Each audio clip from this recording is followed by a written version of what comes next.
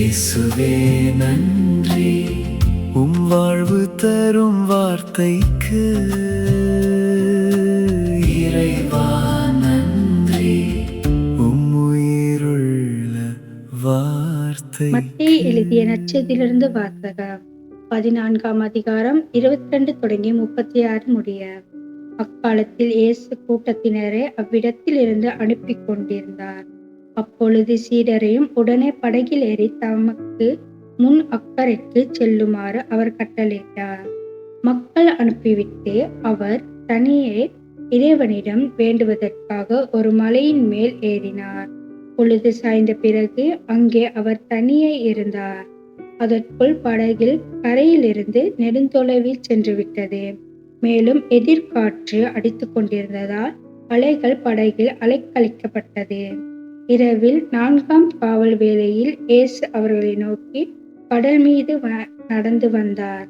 அவர் கடல் மீது நடப்பதைக் கண்ட சீடர் கலங்கி, ஐயோ பேய் என அச்சத்தினால் அலறினர். உடனே இயேசு அவர்களிடம் பேசினார். துணிவோடு இருங்கள், நான் தான், அஞ்சாதீர்கள் என்றார். பேதுரு அவருக்கு மறுமொழியாக, ஆண்டவரே, நீர்தாம் என்றால் நானும் கடல் மீது நடந்து உம்மிடம் வர ஆணையிடும் என்றார். அவர் வா என்றார். பேதுருவும் படகிலிருந்து இறங்கி இயேசுவை நோக்கி கடல் மீது நடந்து சென்றார். அப்பொழுது பெருங்காற்று வீசியதைக் கண்டு அஞ்சி அவர் மூழ்கும் போது, ஆண்டவரே, என்னை காப்பாற்றும் என்று கத்தினார். இயேசு உடனே தம் கையை நீட்டி அவரை பிடித்து, நம்பிக்கை குன்றியவனே, ஏன் ஐயம் கொண்டாய் என்றார்.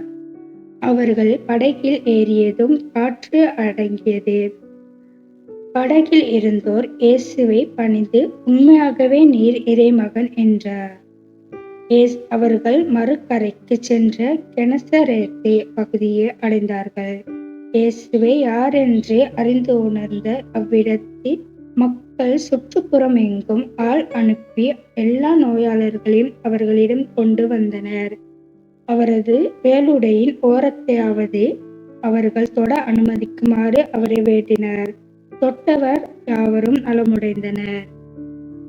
இது ஆண்டவர் வழங்கும் அருள்வாக்கு. கிறிஸ்துவே உமக்கு புகழ்.